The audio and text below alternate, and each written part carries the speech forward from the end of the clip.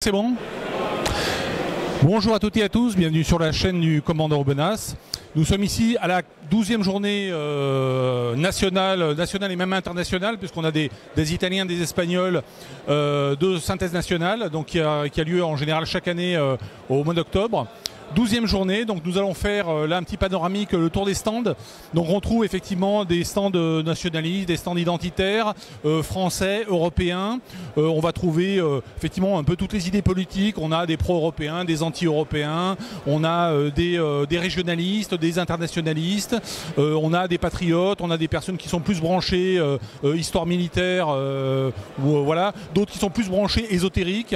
Voilà, donc il y a un petit peu tous les stands, il y a une grande diversité. Donc voilà, suivez-moi et nous allons faire le tour des stands. Donc voici effectivement les différents stands qui sont présentés. On se retrouve ici là sur le stand du maréchal Pétain, donc un stand historique qui présente les différents livres.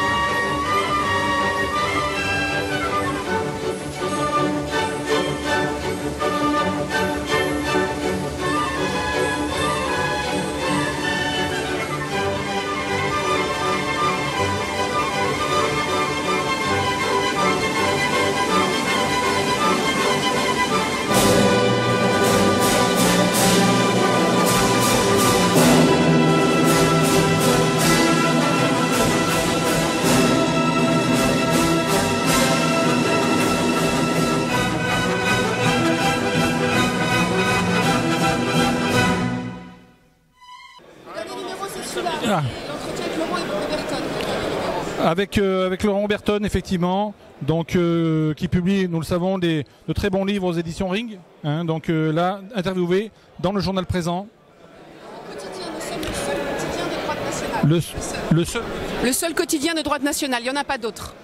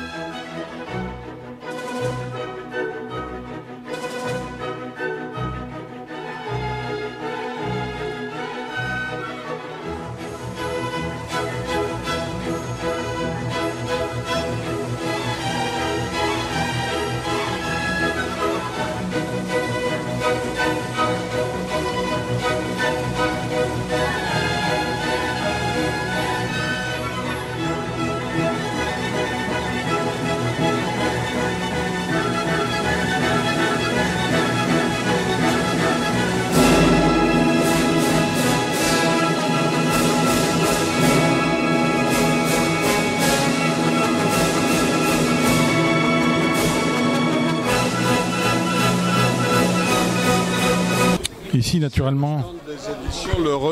Bonjour, c'est le stand des éditions Le Retour aux Sources. La plupart de vos spectateurs ont entendu parler, je pense, de l'Atlas de Pierre Hillard. Voici la 3e impression. 6000 exemplaires vendus, 2 ruptures de stock, c'est le best-seller de cette jeu de maison, Le Retour aux Sources, méritante. Voilà. Je supplée d'ailleurs l'éditeur, je suis Patrick Goffman, je ne suis pas l'éditeur, je suis l'édité, notamment pour mes tout derniers titres, qui ne marchent pas mal non plus, sans égaler naturellement le prestigieux Pierre Hillard. C'est la 3e édition de Batafam tous les jours, avec une image un peu adoucie par rapport à la deuxième édition. Nous attendons encore d'être attaqués. Moi j'avais un peu la trouille, c'est mon jeune éditeur qui m'a un peu forcé la main. Mais seulement il faut, comme vous savez sans doute, il faut 3 mois. On a 3 mois de délai pour attaquer un écrit. Les 3 mois sont passés et donc je n'irai pas en prison pour cette fois. C'est dommage parce que mon sympathique jeune éditeur s'est mis aux échecs spécialement pour nous distraire dans notre cellule. Donc liberté d'expression, toujours en danger naturellement dans l'édition française. Batafam tous les jours, un pamphlet naturellement, un pamphlet extraordinaire, avec de nouvelles images de présentation. Un peu adouci. Quelque peu adouci, style années 50. Voilà, exactement, aux États-Unis, style humoristique et érotique. Voilà, très bien. Merci beaucoup, messieurs. Merci à vous.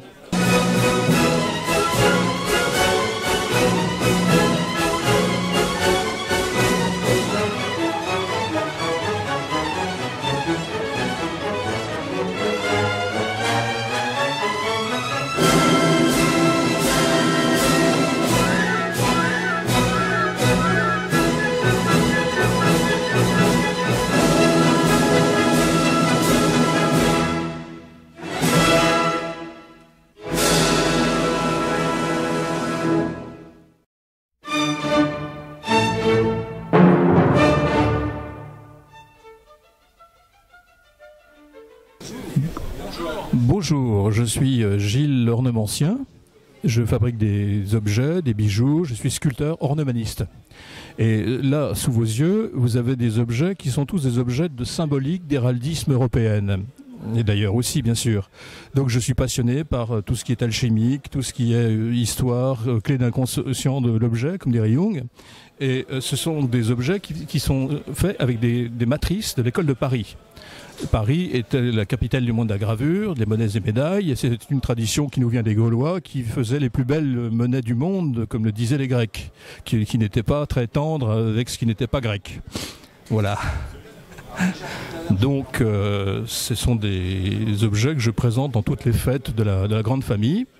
Et j'ai le prétexte avec ces objets d'en parler en faisant un peu de symbolique, de métapolitique, d'histoire de l'art et des clés d'inconscient de ce que nous sommes, de ce qui nous représente. Donc on peut y voir effectivement autant des images pieuses. C'est un petit clin d'œil. Voilà. C'est une chromolithographie. C'est une chromolithographie qui est assez jolie. Les gens ne savent pas ce que c'est qu'une chromolithographie, mais c'est une technique absolument remarquable qui a été pratiquée. La lithographie a été inventée par Zenfelder et a été pratiquée à Paris à la fin du XVIIe siècle. Et ça, bon, ce sont des petits clins d'œil. Étant un païen bâtisseur de cathédrales, je me dois évidemment d'avoir des objets de sacrés de toute origine, puisque je suis pas du tout fâché avec le Dieu des chrétiens, étant polythéiste. Voilà. Donc effectivement une spiritualité multiforme qui prend ses racines naturellement dans la France et dans la Gaule celtique et dans la France du Haut Moyen Âge. Nous voyons ici effectivement des articles très finement travaillés selon la tradition française, avec nous reconnaissons le marteau de Thor, nous reconnaissons différentes épées légendaires. Je vous laisse admirer. Le Guy, bien sûr, le Guy. En fin de compte, j'essaie d'exalter un petit peu toute l'Europe. Vous avez le formoir des tailleurs de pierre des cathédrales, vous avez des marteaux d'un l'Irminsul, des Germains traités de façon à la manière du 19e siècle. Vous avez le blé qui est le symbole de la fécondité, de la déesse Héra qui était l'épouse de Zeus. Vous avez donc excusez-moi. Oui, le raisin qui est un petit nœud Louis XV, une étoile à 6 branches que l'on trouve sur les ambulances qui est la rune de Hagal, qui est la rune de vie, qui symbolise vers le bas les racines d'un arbre et vers le haut les branches de l'arbre. Les racines de l'arbre, ce sont les ancêtres, sans qui nous ne serions pas là. Nous sommes sur la terre, les parents, et présent et à venir, les branches vers le haut, le ciel, les enfants. Donc c'est les 3 mondes renouvelés, rassemblés, le souterrain, le terrestre et le céleste. Et je parle aussi beaucoup de tripartition fonctionnelle de Georges Dumézil, le monde du paysan, de l'artisan, du guerrier et du roi, qui était représenté par des divinités antiques, le monde du ventre, donc le monde de l'abondance et de la matière, le monde du cœur, qui est le monde de l'honneur, de l'engagement, le monde du guerrier, de l'homme d'armes et du pompier, qui donne sa vie pour sa parole, et puis le monde de la tête, qui est le monde du politique, qui est le monde du sacré. Le sacré, c'est la mémoire des ancêtres, et qui est le monde du roi et du prêtre ou du guerrier, du prêtre ou du druide, donc l'homme qui fait le lien entre les divinités et le monde terrestre. Voilà, donc si vous voulez, à travers mes objets, je peux faire un peu de réimprégnation culturelle de ce que sont les racines des vieux Européens. Voilà. Tout à fait. Un travail remarquable, un travail exceptionnel et extrêmement important. Nous sommes dans l'artisanat d'art et nous sommes encore une fois dans l'art sacré. L'art sacré. Donc c'est tout un stand tout à fait exceptionnel. Nous avons ici d'autres articles.